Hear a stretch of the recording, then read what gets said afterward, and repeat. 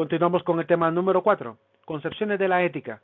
Veremos el principio prefilosófico de la ética, los principios generales y específicos de la ética y el juramento hipocrático. Además, miraremos también otros juramentos que es importante que también observemos, como el juramento de Ginebra y el juramento de Luis Lasaña.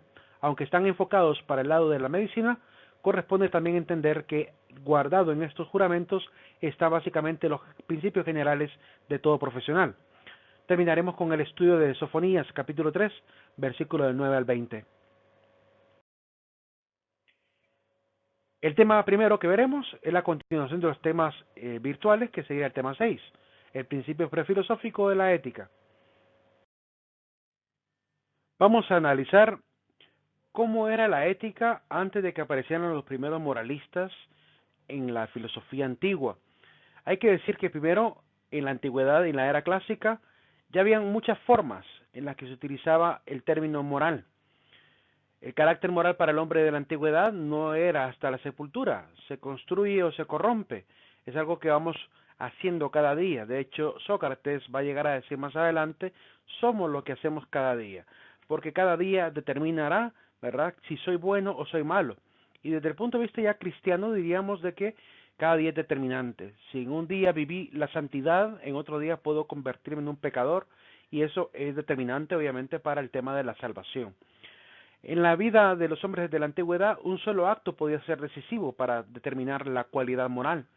Yo podía haber cometido muchos errores durante mi vida, pero si en el último momento, en el último instante de mi vida realizaba un acto heroico, un acto moralmente bueno, pues eso podía determinar realmente mi calidad de persona al final del día.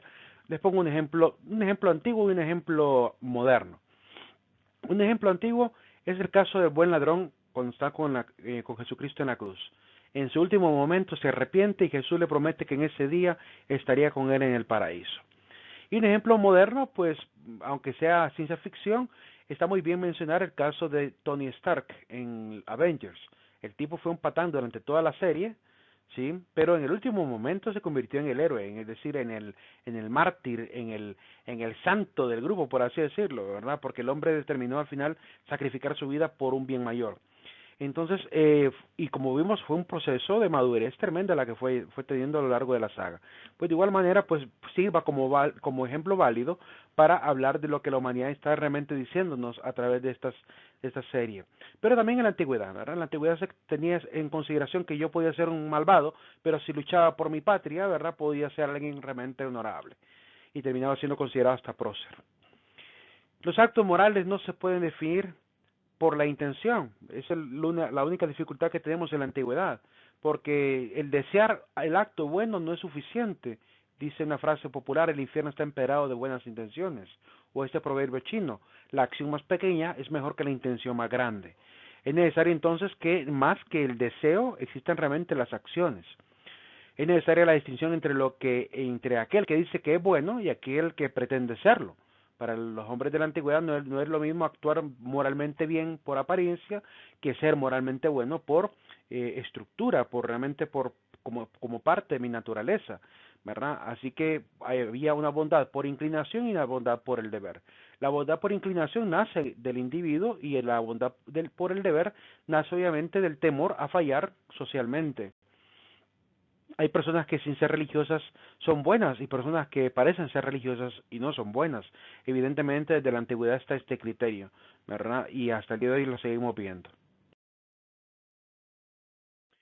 En cuanto al principio filosófico de la ética, también diríamos que el sentido de inmoral. Se usa este sentido, ¿verdad? Muchas veces para referirse al mismo término que los griegos llamaban acrasia. La acrasia consiste en esta facultad de poder juzgar acertadamente, pero con la incapacidad de seguir los dictados de la razón vencido por atracción del placer. Aunque habían maestros de la antigüedad que consideraban que la acrasia no existía, como el caso de Sócrates, aunque su discípulo, quien diría yo, le supera en el tema de la ética, que es Aristóteles, afirma que la acrasia sí existe. La acrasia entonces es esta actitud natural, ¿verdad?, racional, consciente, de decidir no hacer lo bueno. Según Baruch Spinoza, Cuanto más busca cada hombre su propia utilidad, tanto más útiles son los hombres mutuamente. Sin embargo, sucede raramente que los hombres vivan según la guía de la razón. Es decir, en medio de las relaciones sociales es muy probable que nos veamos en una serie de conflictos. Más adelante vendrá otro filósofo y dirá que la sociedad básicamente es la estructura del hombre contra el hombre, el hombre, el lobo del hombre, dirá Thomas Hobbes. Entonces, por esta razón es que pretendemos a veces entender cómo es posible que el hombre, siendo un ser racional, ¿verdad?, rompa obviamente la armonía y vaya por otra vereda, sabiendo cuáles son las consecuencias de los actos. Sin embargo, pues esta pregunta pues nace nuevamente en el siglo presente, puesto que hay una gran cantidad de problemáticas sociales. Se supone que ya pasamos por el siglo de las luces y aún seguimos teniendo muchas problemáticas sociales. Entonces, ¿qué provoca esta falta de vida según la razón? Es la pregunta que nos haríamos. ¿Por qué se generan las problemáticas sociales? Veamos entonces este árbol de problemáticas sociales donde el problema raíz es evidentemente la falta de valores.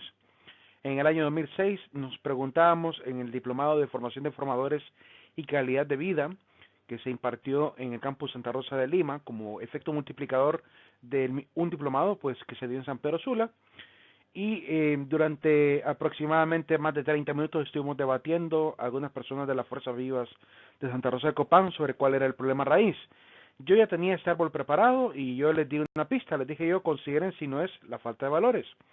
Y aún después empezaron a analizarlo, ¿verdad? Y algunos decían, no, es la pobreza, no, es la falta de educación, no, es tal tema. Y al final no se ponían de acuerdo ninguno de los grupos, pero eh, en esa edad, pues arriba de los 25 años en adelante, somos muy buenos para generar polémica, ¿verdad? Y poco para llegar a consensos. Aún así, después de un buen tiempo, lograron llegar a la coincidencia, ¿verdad? Que en realidad no era una coincidencia porque se los había adelantado, que en realidad sí, era la falta de valores. Y en función de la falta de valores presentaron una serie de árboles. Yo ya tenía preparado que les voy a mostrar a ustedes. Para la percepción de las problemáticas sociales, la falta de valores tiene tres grandes problemas, genera tres grandes problemáticas sociales. El tema de la violencia, de la corrupción y la desigualdad. Por un lado, la corrupción trae la explotación de los recursos, la explotación de las personas, ¿verdad? Y cuando hay explotación de recursos se genera tanto la polución como la extinción. Por otro lado, la corrupción genera también robo de los bienes del país, ¿verdad? Del arca nacional. Genera también el problema de la deuda social, este problema de robo, porque obviamente genera la falta de acceso al pago de la deuda que cada país normalmente tiene de manera histórica. Esto genera obviamente mayor pobreza en un país y la pobreza conlleva a la falta de calidad de vida, que ya analizaremos un poquito adelante. Por otro lado, el robo genera falta de proyectos y la falta de proyectos también genera falta de oportunidades, lo que produce también desempleo y esto pues es un problema fuerte también, al igual que la corrupción, violencia y desigualdad. Tanto la pobreza como el desempleo son dos problemas que coloco en color rojo porque también son determinantes para seguir con el ciclo. Desde entre más desempleo hay, pues más falta de calidad de vida existe. La falta de calidad humana pues conlleva también pues al problema de la falta de vivienda, de salud, de educación e insumos, que también sigue estando en rojo porque sigue siendo un problema determinante. Si la gente no tiene los recursos básicos, seguiremos viendo el ciclo vicioso de la sociedad en estas problemáticas. Por eso coloco que también este problema de la falta de vivienda, salud y educación vuelve al problema número cero, que es la falta de valores, porque cuando no hay educación, ¿verdad? Cuando no hay un buen ambiente familiar, obviamente hay falta de valores. Esto conlleva también el problema de la falta de higiene, la falta de buena alimentación y los anillos de pobreza. La falta de higiene y buena alimentación genera mayor morbilidad y esto puede conllevar a mayor mortalidad, desembocando en muertes. Por otro lado, el tema de la corrupción genera injusticia social, tanto económica, ¿verdad?, que lleva a la falta de oportunidades, como social, que conlleva a una población sin derechos y sin defensa.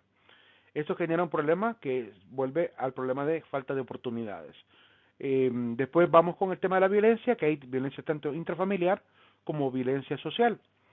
La violencia intrafamiliar produce deserción, la violencia intrafamiliar genera desintegración, ¿verdad? Y esta desintegración es un problema ahí cíclico también, porque la paternidad y maternidad irresponsables generan desintegración, pero también la desintegración genera también la falta de paternidad y maternidad irresponsables. Están ahí también encerrados como si fuera un ciclo. Esto produce obviamente un problema que yo pongo en color rojo también, niños de y en la calle, porque estos van a ser los siguientes anillos de pobreza. La deserción social también es otro problema que surge por el tema de la violencia, ¿verdad?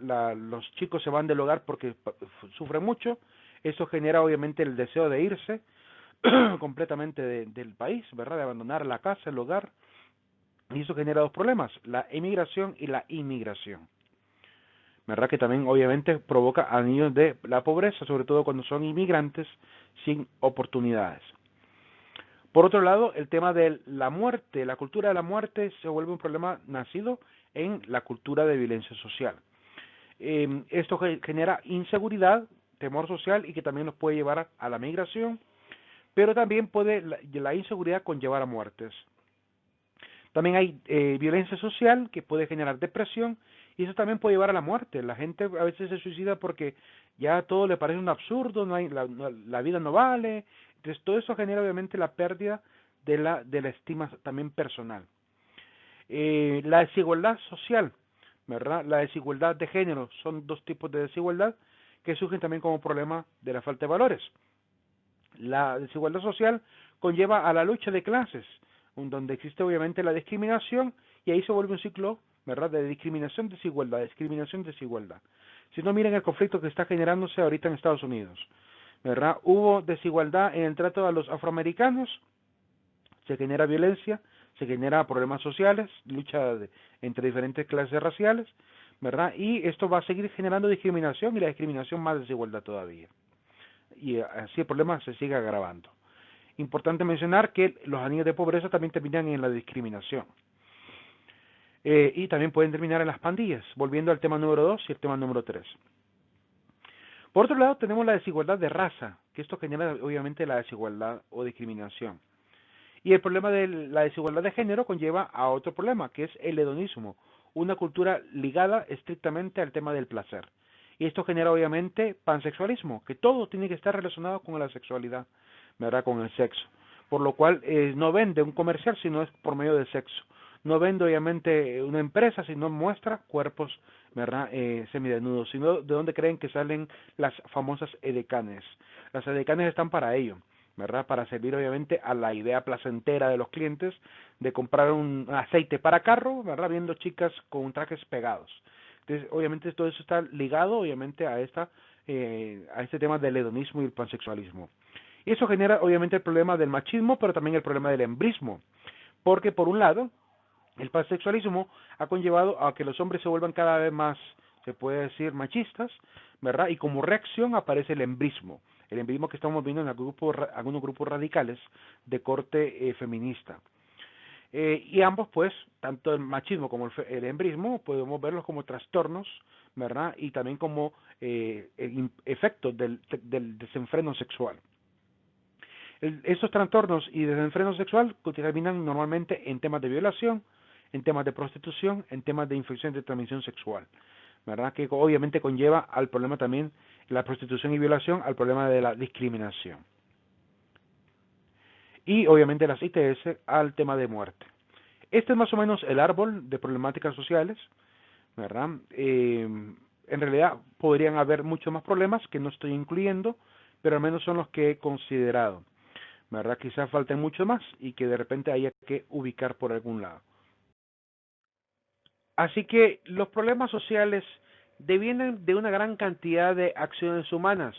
Entonces estamos hablando de que la causa de las problemáticas sociales, además de la falta de valores, es la falta de acción en función de los valores. Por lo cual es importante analizar desde el punto de vista de la prefilosofía, de la ética, el tema de conducta. Conducta sabemos que se refiere a la conducción, pero en ética se refiere más bien al saber conducirse, porque si bien es cierto, es importante el qué hacer, también es importante el cómo hacerse, el qué hacerse, diría Ortega y Gasset. Por lo cual nace una pregunta desde el punto de vista de la conducta. ¿Será que hay algún ser humano que no sepa conducirse a sí mismo? Y a esa pregunta vamos a dar respuesta a continuación. Ante este dilema del conducirse y no conducirse, aparece pues un aspecto que Aranguren nos intenta explicar de el absurdo que ocurre en la lengua francesa, porque para los franceses conduite es igual que conducta, se conduite es igual a comportarse, y la palabra inconduite hace referencia a no conducirse o no saber comportarse. Sin embargo, dice Aranguren, es un absurdo esta diferencia que hace el francés de las personas que tienen buena conducta, los se conduct, y los que tienen mala conducta o los que no se conducen, los inconduct. Y dice que es un absurdo porque estaría sugiriendo entonces de que hay seres humanos que no tienen conciencia de sus malas acciones. Sería más bien una forma deficiente de carácter la que estarían sugiriendo con el término, y por tanto estarían sugiriendo no solamente la acrasia, sino una mala acrasia, porque esta acrasia prácticamente que domina y que además adormece o aliena a la persona. Es decir, que sabiendo lo que es bueno no lo hace, pero en este caso sería más bien más extremo, porque parecería que alguien hace algo malo sin saberlo que está haciendo algo malo. Por lo cual, en este sentido, están confundiendo mucho el tema del no comportarse o el inconduct con el tema de la amoralidad. Esto genera obviamente un conflicto y genera también una confusión desde los términos. Por lo cual, Aranguren intenta explicarnos que es evidente que debemos reconocer que la moral es inexorable al género humano. Un ser humano con la capacidad racional suficiente para poder establecer un diálogo, un lenguaje, tiene la capacidad de conducirse, por lo cual todo hombre, incluso los inmorales, los que llaman en el francés inconduct, hasta ellos saben conducirse, porque incluso el tomar una mala decisión, el decidir un acto moral incorrecto, es un acto de la voluntad y de la voluntad consciente. Si yo quiero robar, yo sé que estoy robando, es decir, no tengo por qué tener estar eximido entonces de la culpa, porque estoy obviamente obrando conforme a mi acto de voluntad, conforme a la voluntad y conciencia.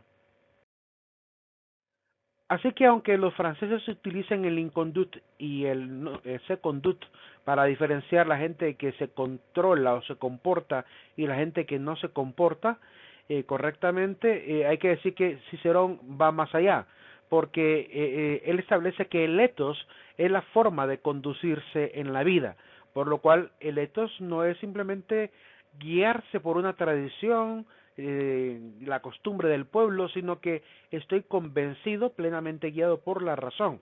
Por lo cual él propone el principio vita de generatio, que significaría la vida invadida o controlada por la razón. Y es que los seres humanos tenemos esto por naturaleza.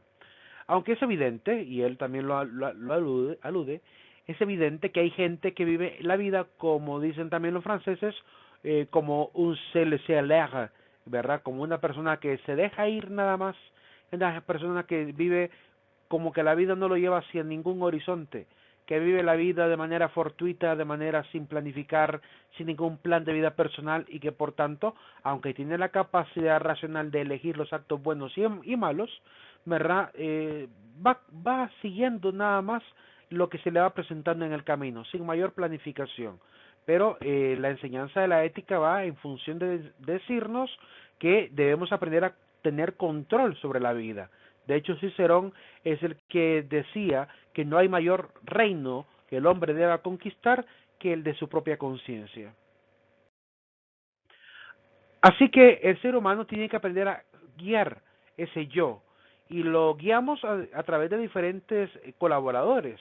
La reflexión es una colaboradora de esta guía, nos da obviamente el espacio para volver hacia nosotros mismos, hacer esta flexión sobre nosotros mismos, por eso es una reflexión, es un doblarse en uno mismo para entrar en la conciencia y analizar obviamente mis acciones. Además está la autocrítica, que hace referencia pues a la capacidad de poder vernos a nosotros mismos. El tema del remordimiento, que es importante también, aprender a valorar también la evaluación que hace nuestra conciencia sobre los actos. Religiosamente hablando, el tema de la revisión de la conciencia, ¿verdad? Genera a veces o la satisfacción espiritual o también este remordimiento necesario para poder obviamente acceder al proceso de reconciliación con Dios. El tema del sentido del deber, es importante también reconocer hasta dónde debo llegar yo, cuál es mi meta, qué debo cumplir, ¿verdad? Cuál es el lado heroico que poseo. El tema de la conciencia, esta voz divina que nos habla y que nos dice realmente lo que debemos hacer y lo que no debemos hacer, es un espacio atemporal donde podemos tomar múltiples decisiones. El dominio de sí nos ayuda también a tomar rectas decisiones, ¿verdad? A poner por encima del placer la voluntad y la razón. La autodefinición, que también es importante, aprender a saber quién soy yo, ¿verdad? Y cómo quiero definirme, cómo quiero expresarme, cómo quiero proyectar mi yo. La autoestima, que también es importantísima al momento de tomar decisiones. Así que estos colaboradores, estos 8 colaboradores nos sirven para poder guiar al yo. Es lo que necesitamos para poder empezar a tomar mejores decisiones, revisar cada uno de estos aspectos y dejarnos guiar por las conclusiones o mejor dicho, las decisiones que tomemos alrededor de este análisis. Por tanto, para ir terminando el dilema de lo moral y lo inmoral, pues, ¿qué significaría lo inmoral y qué significaría lo amoral? Decimos que alguien inmoral sería, pues, alguien con la capacidad moral de decidir, no conducirse como un ser humano. Es alguien que sabe tomar decisiones, pero decide tomar las malas decisiones. Llamamos inmoral entonces al hombre que, comprendiendo lo que debe hacer, no lo hace. Posee, por tanto, sentido moral. La palabra inmoral no significaría alguien que carece de moral, sino que sería más bien alguien que carece de fuerza moral, alguien que carece de voluntad moral, que le ayude a guiarse hacia ese fin, ¿verdad? Supremo. Por tanto, la persona amoral sería aquella que tiene cierta deficiencia cognitiva para tomar rectas decisiones. Y en este caso, pues serían personas con problemas congénitos, personas con psicopatologías, personas bajo el estado de estupefacientes, ¿verdad? O personas que están bajo el estado que se le conoce como estado de idiocia, que aunque suene feo, pues sería pues una persona que está en un estado de idiotez, es decir, que es tan poco formado, tan burdo en su forma de pensamiento, que no podría tomar decisiones porque carece obviamente de la estructura mental adecuada, ¿verdad? O carece de la madurez, o carece o padece esta enfermedad, que la vemos como una enfermedad, que es la idiocia, ¿verdad? Que es el estado de idiotez, que obviamente hoy se ha cambiado el término a ser un poquito menos peyorativo, porque el decirle a alguien idiota es obviamente muy ofensivo, pero anteriormente la idiocia era un estado mental reconocido para las personas que no tenían obviamente la capacidad por múltiples razones, ¿verdad? Por lo cual es una forma más genérica para referirse a alguien con problemas. Sin embargo, hoy con la especialización de la psicología, pues evitamos caer en el grado de decirle a alguien que padece de idiocia o simplemente es un idiota. Anteriormente era el único término que había para calificar a alguien, ¿verdad? En el italiano era muy fácil decir a alguien idiota si se comportaba como un tonto, ¿verdad? Aunque las raíces de ese comportamiento podrían tener obviamente un trasfondo de deficiencia mental, alguna psicopatología o algo por el estilo. Pero, como digo, también en la antigüedad se utilizaba ese término. Por lo cual, el ser humano tiene que aprender a tomar decisiones en función de las virtudes o en función de los vicios. Y la gente que es inmoral, pues corre por los vicios. Es la gente que siente gusto por el poseer, hacer vandalismo, la gente que disfruta la prostitución, que disfruta asaltar, que disfruta tener vicios, drogarse, al caer en el alcohol, en las pandillas, agitar a la sociedad. es la gente que disfruta vivir en esto, es la gente que vive esto porque este tipo de liderazgos, entre comillas liderazgos, este tipo de protagonismos, obviamente le hace sentir que la adrenalina sube y por tanto ahí hay un estado bioquímico detrás de todo eso. El hacerlo prohibido genera un estado bioquímico que cuando yo logro hacer algo prohibido y nadie se da cuenta, esto genera obviamente un bombardeo de dopamina, de felicidad porque sé que nadie me atrapó, ¿verdad? Y esto obviamente se vuelve un vicio, ¿verdad? Es algo que tiene que ver también con la parte biológica del ser humano. Igual las virtudes, es decir, si practicamos una virtud y sabemos que hemos hecho algo bueno, ¿verdad? Eso también genera un impacto hormonal, ¿verdad? Bioquímico, que nos da satisfacción, entonces seguimos practicando y nos volvemos obviamente en este sentido viciosos de practicar el bien, en el buen sentido, ¿verdad? Así que el formar hábitos en función de las virtudes satisface y no daña a nadie, al contrario, ¿verdad? Construimos con la sociedad, ¿verdad? Pero también está el otro lado del placer que va por el lado del vicio. Así que el ser humano tiene que tomar una alternativa, decisión en cualquiera de estos dos rumbos. Cuestiones resultantes de esta problemática del tema de la conducta y el saber filosófico de la ética. Primero, nace un problema interesante para la reflexión filosófica de la ética, y es, ¿será la felicidad la finalidad de la ética? Otra pregunta, ¿no será realizar el bien, cumplir con el deber o lograr la perfección su finalidad? ¿Qué relación habría entre ética, deber, bien y felicidad? Son preguntas que poco a poco iremos dándoles al menos luces, si no respuestas, por lo menos luces. Hay diferentes tipos de concepciones de la ética. Por un lado, pues hay éticas que intentan presentar argumentos distintos que justifican una determinada conducta humana a través de la historia. Si nos preguntamos, por ejemplo, ¿queremos ser felices o queremos ser buenos? Quizá la respuesta sea afirmativa, pero no todos entendemos lo mismo por el término ser feliz o el término ser bueno. Es decir, la definición de qué es felicidad es un término bastante pues subjetivo, porque alguien puede tener plena felicidad al ganar millones, otro puede sentir plenitud y felicidad al vivir dentro de la pobreza. Tenemos el caso de Francisco de Asís, que él en medio de la pobreza aprendió a ser feliz. Sí, y cuando era un joven, pues que vivía de la opulencia, pero no le satisfacía, no le llenaba. Y así hay muchísimos jóvenes, incluso hoy en día, jóvenes que vivieron en una comodidad y no les satisfacía y decidieron volverse misioneros, ir a otros lugares a servir al prójimo y ahí sintieron que alcanzaron la felicidad y ahí se dedican a vivir de esa manera. Porque a veces romper la barrera del egoísmo nos hace sentir como decimos, bombardeo de buena dopamina, ¿verdad? De satisfacción, porque sentimos obviamente el deseo de seguir sirviendo. Ahora bien, para definir la bondad y la felicidad necesitamos tener ciertos criterios. La pregunta es, ¿qué criterios poseemos? ¿Qué criterios poseemos para determinar la felicidad o bondad de un acto? Necesitamos saber según qué criterios y qué normas diseñamos nuestra vida y regimos nuestras acciones. Pero al existir distintas maneras para entender tanto el bien como la felicidad, conviene hablar entonces de concepciones éticas. Y estas concepciones éticas serán básicamente las doctrinas que veremos más adelante y que al menos vamos a mencionar a partir de hoy. Al hablar de concepciones éticas tenemos al menos dos líneas, unas éticas que son materiales y unas éticas que son formales. Aquellas que son materiales poseen un contenido moral, preceptos, valores, normas previas, ajenas y superiores a nosotros.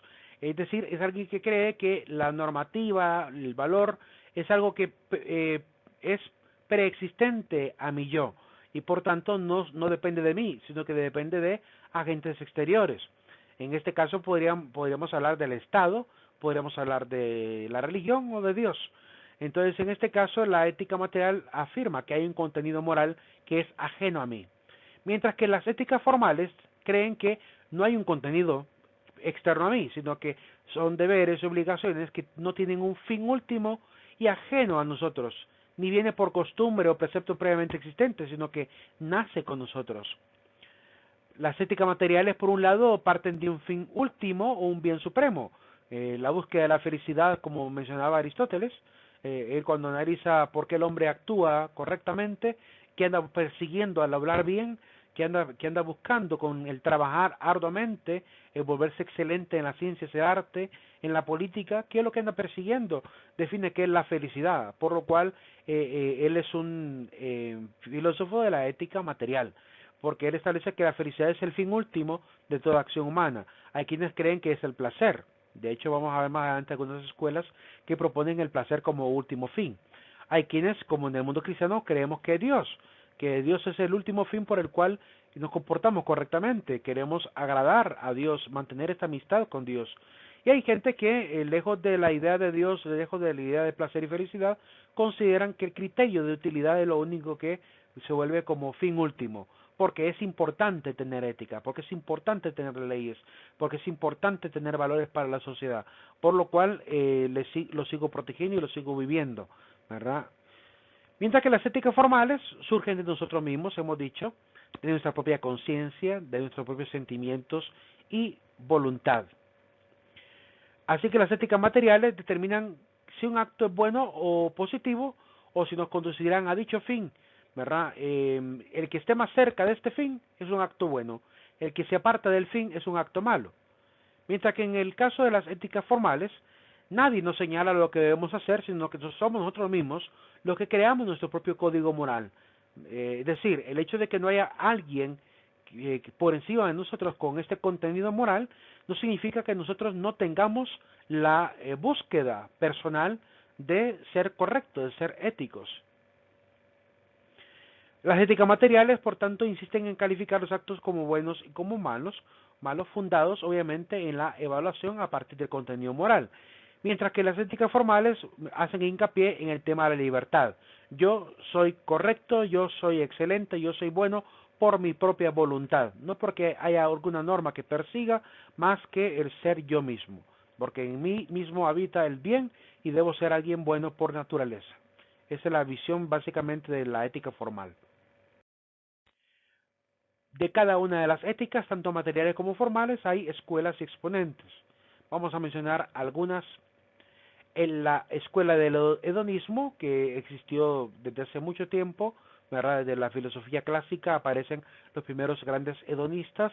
Ya en el siglo XVIII-XIX también aparecerán otros, tanto ligados a la filosofía francesa, filosofía alemana, ¿verdad? Que van a explorar también el tema del placer humano.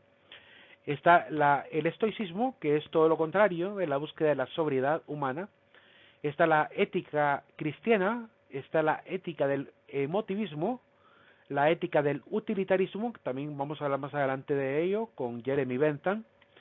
Está la ética kantiana por el lado de las éticas formales, el nihilismo, que aparecerá ya en la época del existencialismo. El existencialismo mismo es de por sí una ética formal. La teoría de la justicia de John Rawls, que es básicamente la unión entre la ética kantiana más la ética utilitarista, ¿verdad? Así que una vez que comprendamos estas dos éticas, ya más o menos sabremos por dónde va John Rawls también con la ética de la teoría de la justicia.